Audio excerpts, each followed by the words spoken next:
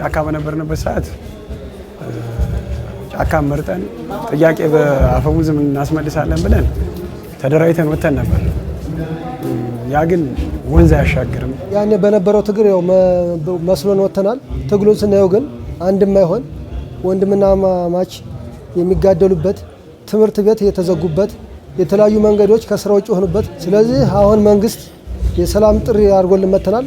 እኚህ የሀሳብ ልዩነት በፈጠረው አለመግባባት ሳቢያ ያኮረፉ የጥያቄን ምላሽ ፍለጋ ያለፉትን ዓመታት በጫካ የከተሙ በሰሜን ሸዋ ዞንና ደብረ ብርሃን አካባቢ በትጥቅ ትግል ሲንቀሳቀሱ የቆዩ የያኔዎቹ ታጣቂዎች ዛሬ የምክክር ትርጉም የገባቸው የሰላም ዋጋን የተረዱ የማህበረሰብ ክፍሎች ናቸው። የወጣንበት ማህበረሰብ አማራ ተጨቆነ፣ አማራ ተጎዳ ብለን የወጣንበት ማህበረሰብ ራሱን አማራን እየጨቆነ ስለሆነ ትክክል ያይከንድበት ዓላማ ትክክል አይደለም።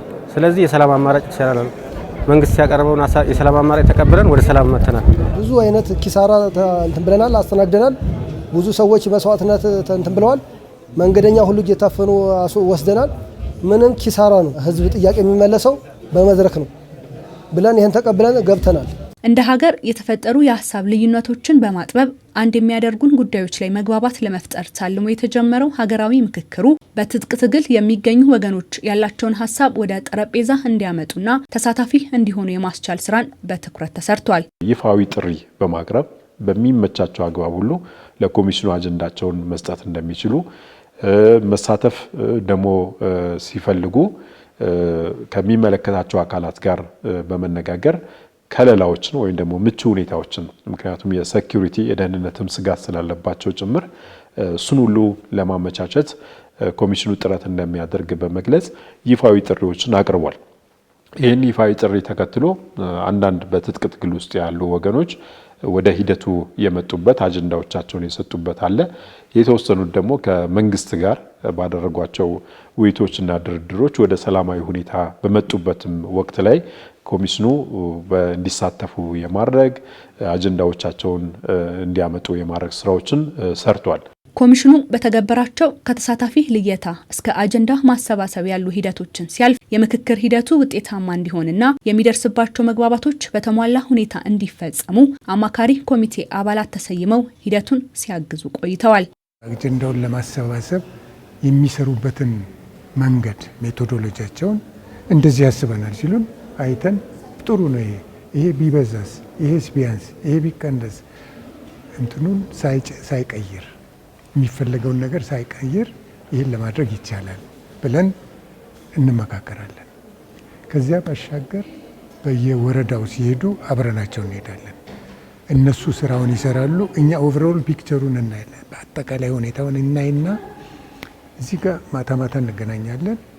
እዛውም ስራውም ላይ እንላለን። እኛ እነሱን እንመክራቸዋለን፣ እናማክራቸዋለን።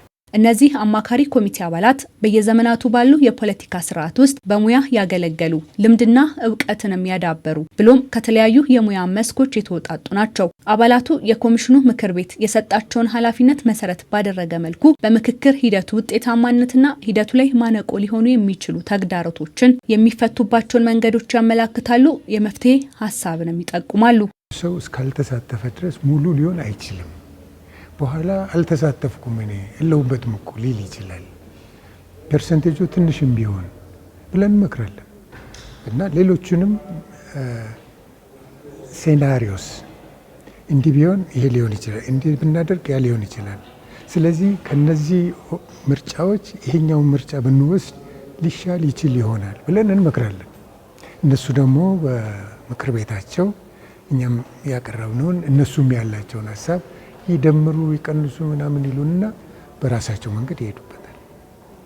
እኛ አማካሪዎች ስለሆንን ሀሳባችንን እንሰጣለን። የምክክር ሂደቱ በሚፈለገው መልኩ አካታች እንዲሆን ለማስቻል ጥረት እያደረገ ያለው ኮሚሽኑ ዛሬም አጀንዳ ኖሯቸው በየጫካው ያሉ አካላት ወደ ውይይት ጠረጴዛው እንዲመጡ ጋብዟል።